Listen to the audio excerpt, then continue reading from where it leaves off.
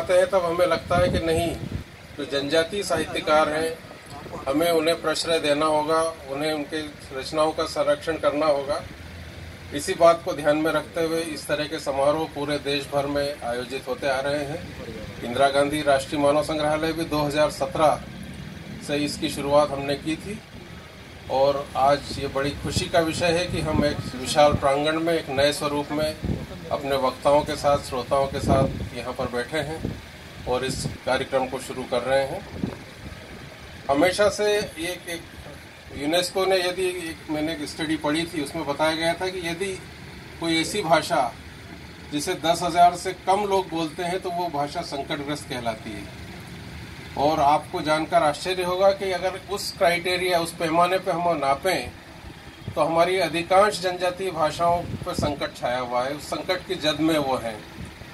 तो ये एक इंगित करता है, ये एक अलार्मिंग सिचुएशन हमारे लिए है कि हमें जनजातीय साहित्य को प्रोन्नति करना होगी, तभी हम आगे चलकर इस साहित्य को देख पाएंगे। साहित्यकारों की कोई कमी नहीं है, साहित्य काफ़ी लिखा भी गया है और वाचिक रूप से उसकी वाचिकता के रूप में भी वो उपलब्ध है, लेकिन जन जन तक कैसे पहुंचाया जाए इसके प्रयास किए जाने चाहिए।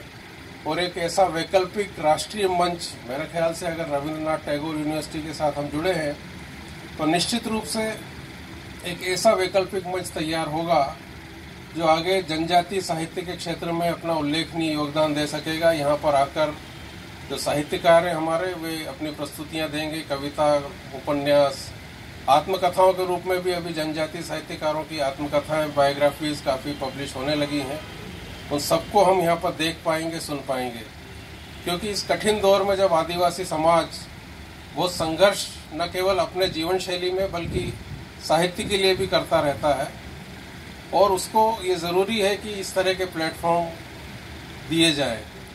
और आप सभी जानते हैं कि अभी जनजातीय साहित्य के कई कार्यक्रम कई शासकीय संस्थाएं पिछले कई वर्षों से करती आ रही हैं और आगे भी करती रहेंगी। ये एक संक्षिप्त कार्यक्रम है, 2 सेशन आज होंगे, बाकी अगले 2 दिनों में भी हमारे बहुत विद्वान वक्ता स्पीकर्स यहाँ पर आएंगे, अपने विचार व्यक्त करेंगे और हम निश्चित रूप से ये समझ सकेंगे कि जो भी साहित्य है, जो साहित्यकार हैं, उनकी क्या समस्याएं हैं, उनकी क्या चिंताएं हैं, उनके क्या योगदान है। हमारे ताज भोपाली जी शायर रहे हैं, उनका एक शेर है, हीरा मीणा जी आपको सुना रहा हूँ कि पीछे बंधे हैं हाथ मगर शर्त है सफर, किससे कहें कि पाँव के कांटे निकाल दे। ये जनजातीय साहित्यकार की पीड़ा है जिसे हमें समझना होगा।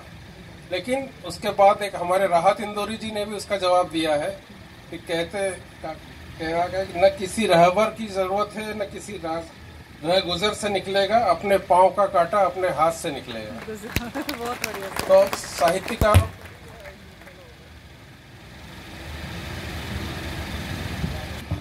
तो ये जो हमारे साहित्यकार हैं, जनजातीय साहित्य को जो अपना वक्त दे रहे हैं, जो रचनाएं कर रहे हैं, ये उन्हीं का कर्तव्य है, उन्हीं की ड्यूटी है कि वे इसे आगे भी बढ़ाएं।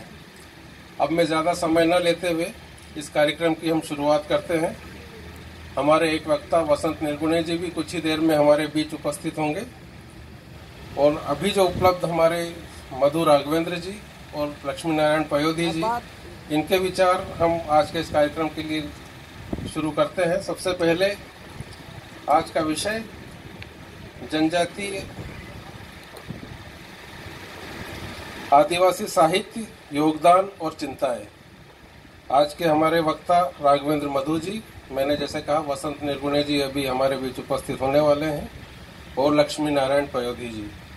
तो मैं सबसे पहले राघवेंद्र मधु जी को आमंत्रित करता हूं कि वे इस विषय पर अपने विचार रखें। आज का विषय फिर से दोहरा देता हूं, आदिवासी साहित्य, योगदान और चिंताएं।